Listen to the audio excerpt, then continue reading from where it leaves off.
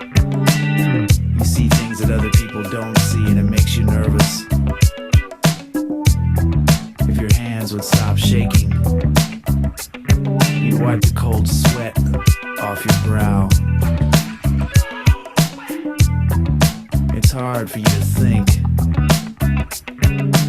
but you don't need to very much, because the voices in your head usually tell you what to do.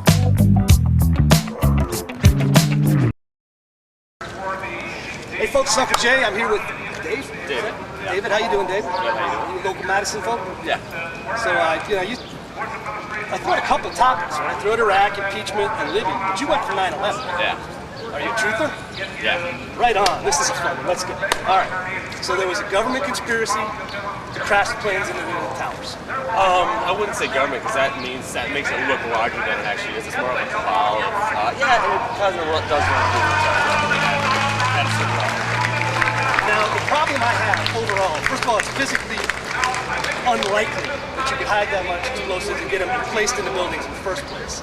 But then the number of people it takes to replace them, hide them, do the airplanes, do the air traffic control, and do everything else is a stunningly large number, thousands. Oh, no. You would need 50 people at most in key positions. 50 people to reroute all the air traffic to create 2 fake airliners. Do you know how they did it? No, let me. They had like 3 simultaneous war games going on at the same time. They had radar blips that didn't actually exist as planes, and then actual planes that were in the air were not on the radar. Imagine this, and because this is true, a plane goes off the radar for 500 miles, just vanishes, and then suddenly reappears right on the radar 5 feet before the Pentagon. Does that make sense to anybody? Of course not. Okay, then let me ask you a question. If they were doing that, why did they screw that up? Why didn't they just get it right? Why would you create that blip if you're faking it? Why don't you do it perfect? Let me ask you the biggest question.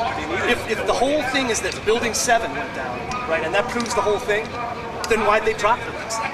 If there were secret government documents in it, couldn't they just haul those out? They're the secret government. No, because they had to destroy the evidence. It's pretty simple. The evidence of what? Why would you have evidence in that? Oh, it wasn't just the evidence. It was IRS records. If they're the government, they can destroy whatever they want. If they're the secret government, they can destroy what they want. So there was something so important in Building 7 that they knocked down the Twin Towers to get it?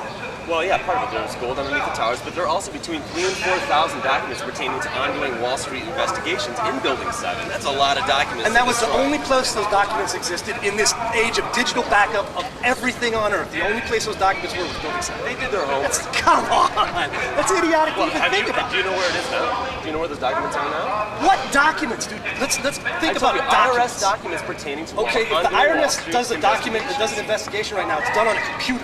It's not done via fax machine and Xeroxes with these stacks of documents, and that's the only piece of paper pertaining to that. That's not true, because also another thing about the World Trade Center is that all these hard drives were completely destroyed, and it also covered up the put option activity, which basically can be traced to terrorist financing. So the people in charge of computer security at the World Trade Center were so stupid that they backed up all their documents on site, just in case the building dropped. They weren't smart enough to use like an off-site backup like every major corporation on Earth does, I guarantee. So that's that. They dropped all this, and that killed everything. Those are the only places those documents existed. Yeah, pretty much. I mean, the only thing that was going to cover up the put option activity was in the World Trade Center. You have a fundamental misunderstanding of how complex the computing environment is. No, see, what happened was those hard drives were sent over to Germany so that they could explore them, and the company that looked at them said, yeah, there was definitely insider trading that took place right before the towers were hit. And you know what happened? To cover up insider trading? To this day, who's in charge of that? Whatever government body's in charge of that has refused to investigate. I've called them up myself. SEC? Yes, the SEC refuses to investigate. I've called up the SEC and I said, what is going on about the put option activity that clearly took place in the moments before the World Trade Centers were hit? And they say, well, you'll have to talk to blah, blah, blah about that. They're not investigating. They're not investigating. Because, unlike you, they understand that any activity of any organization that happened in World Trade Center 1, 2, or Building 7 was backed up and documented on a computer somewhere other than those buildings, and those records exist to this day. And if they were, they don't show anything crazy. So you need a conspiracy that doesn't exist.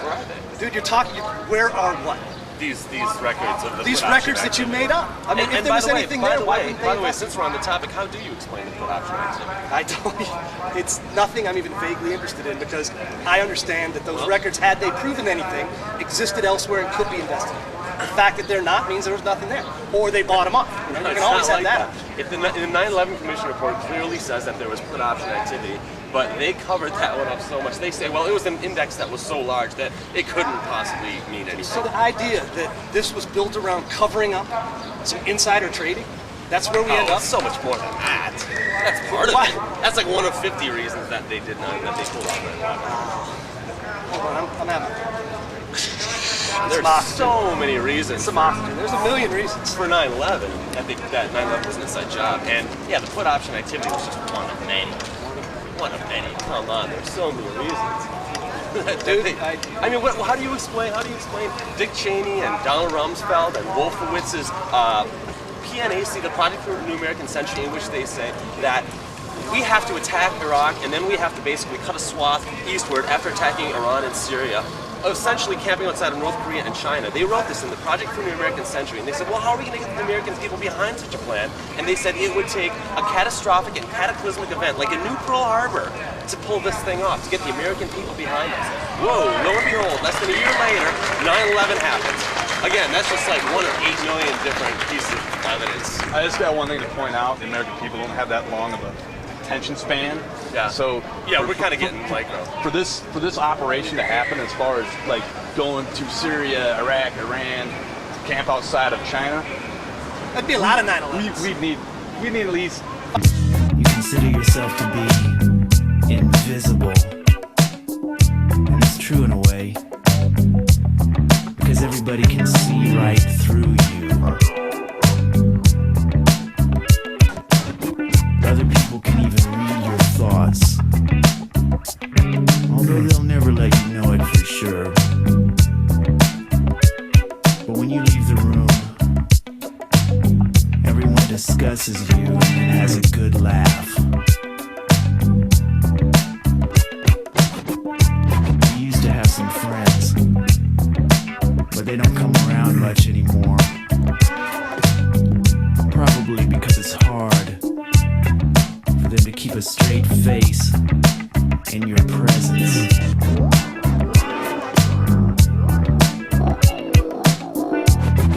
When you go out, you need to be very careful. Things always seem to happen too fast. If someone accidentally brushes against you, you jerk away in a panic that you foolishly hope no one will notice. When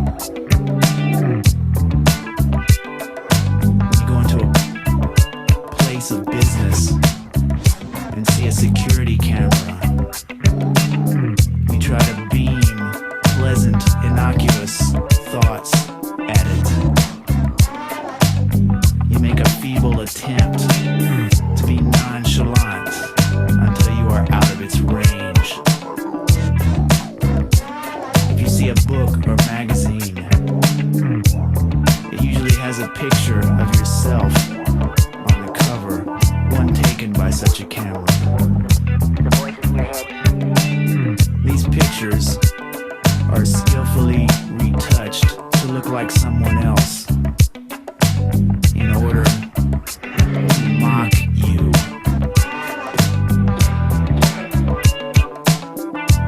You never read books or magazines because they all contain secret messages hidden in multiple layers of meaning that make you do things you can't remember later.